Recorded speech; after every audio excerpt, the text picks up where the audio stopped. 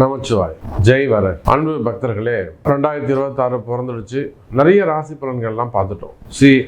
26 எப்படி இருக்க போது, இந்த சனி பயிற்சி, ராகு கேது பயிற்சி, குரு பயிற்சி 3 கம்பைன் பண்ணி ஒரு ராசி பலனாக பார்த்துட்டோம். இது போக மாதாந்திர ராசி பலன்கள்லாம் பார்த்தோம். அப்போது எல்லா ராசி பலன் பார்த்தாலுமே கூட அதை தாண்டி ஏதோ ஒரு ரகசியம் இருக்குது. நிறைய பேர் சொல்லுவாங்க, எல்லாமே நெருங்கி வருது சார் சாமி, எல்லாமே கைகூடி வருது, ஜெயிக்கிற மாதிரி வருது. பட் ஏதோ ஒரு சின்ன பாயிண்ட், அந்த பாயிண்டில் தான் நம்ம தோற்று போகிறோம். அது கடைசியில் நடக்காமல் போயிடுது, மிக ஏமாற்றத்தை அது கொடுக்குது அப்படின்னு சொல்வதுண்டு.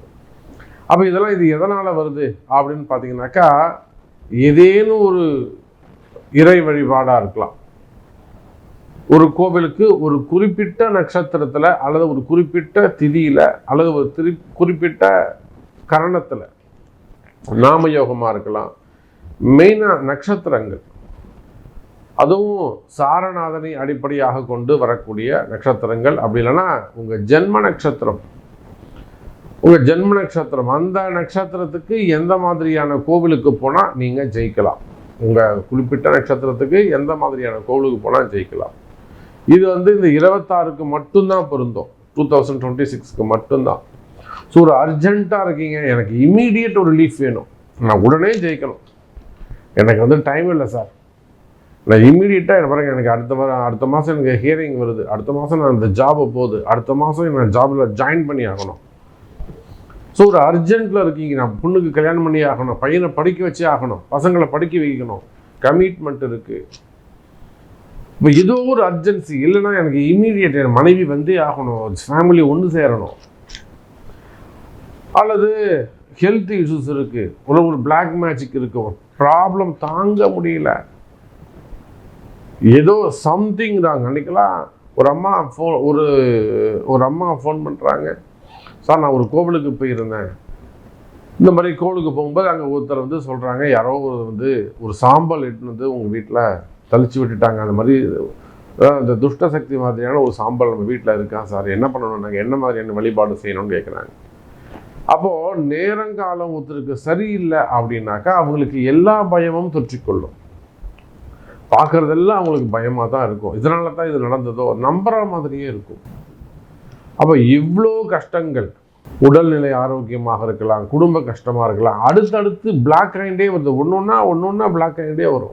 ஒரு வருமானமாக சில பேர் இன்வெஸ்ட் பண்ணுவாங்க, இன்வெஸ்ட் பண்ணதில் நம்பிக்கையோடு பண்ணுவாங்க, ட்ரேடிங்கில் போடுவாங்க, ஷேர் மார்க்கெட்டில் போடுவாங்க, ஜுவல்லில் போடுவாங்க, கோல்டில் போடுவாங்க, சில்வரில் போடுவாங்க. இவங்க போடுற நேரம் போய் லாக் ஆகிடும், இல்லை ரேட் குறைஞ்சிரும். அப்போ உலகத்துக்கெல்லாம் நேரம் நல்லா இருக்குது, குறிப்பிட்ட நமக்கு மட்டும் ஏன் இந்த கஷ்டம், எனக்கு மட்டும் ஏன் இந்த கஷ்டம்? அப்போ உங்களுக்கு உங்கள் கஷ்டம் நீங்க வேண்டுமா? ஒரு சில ரகசியங்களை சொல்கிறேன்.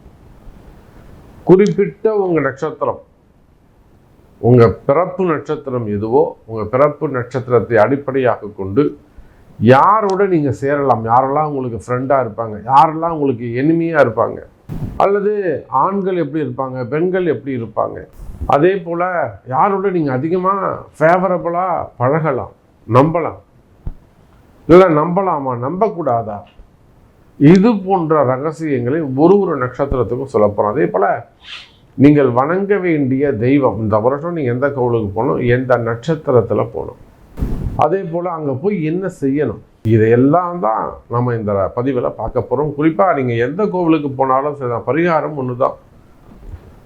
எந்த கோவிலுக்கு போனாலும் அந்த முடிஞ்சால் அந்த கோவிலில் சாமிக்கு ஒரு அபிஷேகம் பண்ணுங்க, சகஸ்ரநாம அர்ச்சனைன்னு சொல்லுங்கள்.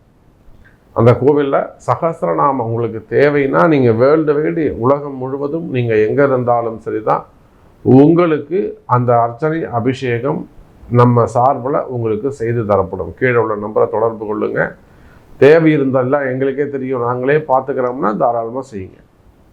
உங்களுக்கு உதவி வேண்டுமெனில் இன்னும் நம்மளுடைய கிளைண்ட்ஸுக்காக, பக்தர்களுக்காக அந்த அபிஷேகம், சகஸ்ரநாமம், அந்த பரிகாரம் செஞ்சு கொடுக்குறோம், ஃபோட்டோவும் உங்களுக்கு அனுப்பி வைக்கிறோம். அப்போது எந்த கோவிலுக்கு போனாலும் பரிகாரம்னு எடுத்துக்கிட்டிங்கன்னா இந்த நட்சத்திர பரிகாரம் இதுதான். எந்த கோவில் உங்களுக்கு விழுதோ அந்த கோவிலுக்கு குறிப்பிட்ட நட்சத்திரத்தில் நீங்கள் போகணும். அங்கே போயிட்டு சாமிக்கு ஒரு அபிஷேகம் பண்ணி 27 தீபம் ஏற்றி, அது எந்த எண்ணெய் அப்படிங்கிறது ஒரு நட்சத்திரத்துக்கு உள்ளே சொல்லுவேன், எந்த 27 தீபம் ஏற்றி ஒரு அபிஷேகம் செய்து சகஸ்ரநாம அர்ச்சனை செய்து 27 முறை வலம் வந்து நமஸ்கரித்து ஒரு அன்னதானம் பண்ணிட்டு வரணும். இதை செஞ்சீங்கன்னாக்கா மேபி நீங்கள் சொல்லக்கூடிய அந்த 1% தடைகள் விலகலாம். முயற்சி பண்ணி பாருங்கள். உங்கள் நட்சத்திரம் என்னங்கிறத பார்க்கலாம் பாருங்கள். கேட்டை. கேட்டை அப்படிங்கிறது புதனுடைய நட்சத்திரம். ஆனால் இருக்கிறது காலபுருஷனுடைய 8வது வீட்டில் இருக்கிறார். இந்த கேட்டையில் பிறந்தவர்கள் பொதுவாகவே இளம் வயதிலேயே ஊரை விட்டு வெளியில் வந்துடுவாங்க, இல்லை குடும்பத்தை விட்டு வெளியில் வந்துடுவாங்க. இளமை பருவத்திலேயே நிறைய பசங்க இப்போ ஹாஸ்டலில் போய் தங்கி படிக்கிறத நாம் பார்க்குறோம். இவங்கெல்லாம் கேட்டை விருச்சகமாக இருப்பாங்க. ஹாஸ்டலில் தங்கி படிக்கிறது, எல்லாரும் அத்தை வீட்டில் தங்கி படிக்கிறது, ஆயா வீட்டில் வளர்றது, இப்படியெல்லாம் ஒரு ஜாதக அமைப்பு இருக்கும். இதெல்லாம் இந்த கேட்ட நட்சத்திரத்துக்கு இயற்கையாக அமைந்து விடும். அப்படிலாம் வீட்டிலேயே தான் தங்கி படிக்கிறாங்க அப்படின்னாக்கா வீட்டில் கொஞ்சம் கடுமையான கஷ்டங்கள் அல்லது வந்து ரொம்ப கண்ட்ரோலாக இருக்கிறது, அந்த மாதிரிலாம் இவங்களுக்கு அது கொஞ்சம் கஷ்டமானதாக இருக்கும். அட்லீஸ்ட் ஒரு வீடாவது மாறி இருப்பாங்க, இடமாற்றங்கள் அமைந்திருக்கும். இவங்க பிறந்து மேக்சிமம் பூர்வீகத்தை விட்டு வெளியில் வந்து வாழ்வது தான் இவங்களுக்கு சிறப்பானதாக இருக்கும். அப்போ கேட்டை நட்சத்திரத்தை பொறுத்தவரையிலும் இன்றைய கால சூழ்நிலை சனி பகவான் அவ்வளோ சிறப்பாக இல்லை. எப்பயுமே ஒரு சவால், வேலையை பொறுத்தவரையிலும் தொழில் பொறுத்தவரையிலும் இவங்களுக்கு சவால் ரொம்ப பிடிக்கும். எதையும் ஒரு சவாலாக எடுத்து செஞ்சோம்னாக்கா இவங்க கண்டிப்பாக அந்த சவாலில் ஜெயிச்சு காட்டுவாங்க. இவங்கள்ட்ட சவால் மட்டும் விடக்கூடாது, செஞ்சு காட்டுறா பார்க்கலாம் அப்படின்னு ஒரு வார்த்தை சொல்லிட்டோம்னா அதை செஞ்சு முடிக்காமல் இவங்க தூங்கவே மாட்டாங்க. பிடிவாத குணமுடையவர்கள். செவ்வாய் புதன் சார் நிறைய விஷயங்களை கேதர் பண்ணி வச்சுருப்பாங்க, ஒன்றுமே தெரியாத மாதிரி அமைதியாக இருப்பாங்க. அப்படியா? சரி, ஓகே. அப்படியா? ஓஹோ, இவங்களுக்கு எல்லாமே தெரியும். உண்மையை சொல்கிறானா, பொய் சொல்கிறானா, நடிக்கிறானா, எல்லாமே இவங்களுக்கு தெரியும். ஒன்றுமே தெரியாத மாதிரி ரியாக்ஷன் பண்ணுவாங்க. புத்திசாலிகள். இந்த கேட்ட நட்சத்திரத்தில் நிறைய ஆன்மீக பெரியோர்கள், மடாதிபதிகள், நிறைய ஆன்மீக நம்பிக்கை இவர்களுக்கு அதிகமானதாக இருக்கும். இறை வழிபாட்டில் அதிகமான நம்பிக்கை இருக்கும். யோகா, அப்புறம் சிறப்பு கலைகள், அதே போல் ஆசாபாசங்கள் அதிகமாக இருக்கும். பெண்கள் தொடர்புகள் அதிகமானதாக இருக்கும். ஒன்றுக்கும் மேற்பட்ட பெண்களுடைய தொடர்புகள் இவங்களுக்கு ஈஸியாக அமைஞ்சு போயிடும். பெண்களாக இருந்தால் அதே போல் தான் ஆண்கள் தொடர்பு அதிகமாக ஏற்படும். இதெல்லாம் இயற்கையாக அவங்களுக்கு அமையக்கூடிய அமைப்புகள்.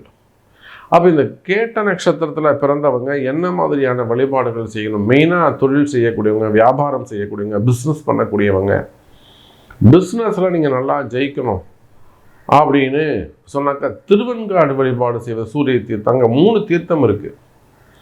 நீங்கள் உலகம் முழுவதும் எங்கே இருந்தாலும் சரிதான், உங்களுக்கு என்ன பரிகாரங்கள் பொறுத்தவரையில் உங்களுக்கு என்ன செஞ்சு கொடுக்கணுமோ சொல்லுங்கள், நிச்சயமாக நம்ம அதை சப்போர்ட் பண்ணுறோம். ஸோ அதுக்கிடையே நம்ம தனியாக டீம் அமைச்சிருக்கோம். உங்களுக்கு கண்டிப்பாக நாங்கள் அதை ஹெல்ப் யூங்கிற மாதிரி உங்களுக்கு கண்டிப்பாக ஹெல்ப் பண்ணித்தரோம். ஸோ திருவெண்காடை பொறுத்தவரையிலும் பார்த்தீங்கன்னாக்கா அங்கே சூரிய தீர்த்தம், அக்னி தீர்த்தம், சந்திர தீர்த்தம், 3 தீர்த்தம் இருக்குது. அந்த 3 தீர்த்தத்திலையும் நீராடி ஒரு குளத்தில் குளிக்கணும், எழுந்து வரணும், ஒரு உடம்பை தொடச்சிக்கணும். வாசலில் இருக்கக்கூடிய குளக்கரையில் இருக்கக்கூடிய ஒரு தெய்வத்துக்கு ஒரு மண்டபம் இருக்கும், அங்கே விநாயகருக்கு ஒரு தீபம். திரும்பவும் காஞ்ச வேஷ்டியை கட்டிட்டு 2வது குளத்தில் குளிக்கணும், அதே மாதிரி துடைக்கணும், தீபம் ஏற்றணும். 3வது துண்டை கட்டிட்டு 3வது குளத்தில் குளிக்கணும், எழுந்து வரணும், தொடச்சிக்கணும், நல்லாவே ட்ரெஸ் பண்ணிக்கலாம், தீபம் போடணும். அப்புறம் விநாயகர் வழிபாடு உண்டு. அதன் பிறகு சிவபெருமான் வழிபாடு, அதன் பிறகு அங்கே அம்பாள் வழிபாடு. அகோரமூர்த்திக்குத்தான் அங்கு சகஸ்ரநாம அர்ச்சனை செய்ய வேண்டும் திருவெண்காட்டில் மட்டும். இதெல்லாம் தான் சீக்ரெட். இதில் இப்போ இந்த மாதிரி நீங்கள் தெரிஞ்சுக்கிட்டா தான் நல்லது.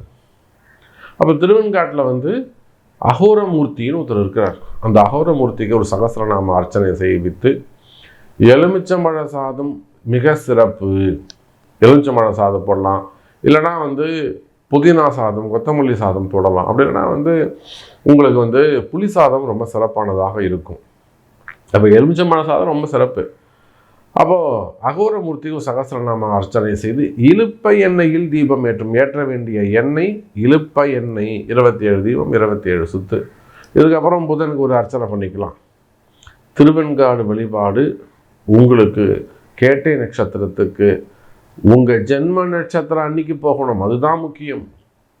அப்போ நீங்கள் என்னைக்கு போகணும், உங்கள் பிறந்த நட்சத்திரம் ஜனன நட்சத்திரம் அன்றைக்கி நீங்கள் அங்கே போகணும்.